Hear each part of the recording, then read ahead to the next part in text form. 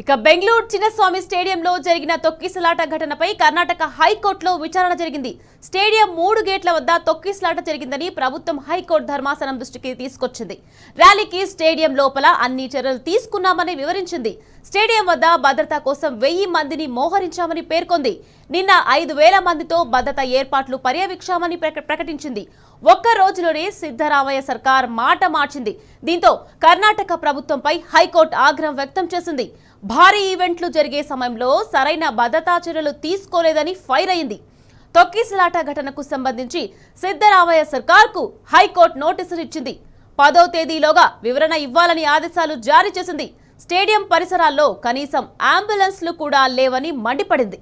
తొక్కిసలాట కన్నా ముందే 21 గేట్లు ఓపెన్ చేశామని అడ్వకేట్ జనరల్ ధర్మాసనం దృష్టికి తీసుకొచ్చారు. తొక్కిసలాట ఎందుకు జరిగిందో తెలియడం లేదన్నారు. తొక్కిసలాట ఘటనపై పూర్తి స్థాయి విచారణ జరుపుతున్నామని తెలిపారు. కర్ణాటక ప్రభుత్వ తీరుపై హైకోర్టు ధర్మాసనం ఆగ్రహం వ్యక్తం చేసింది.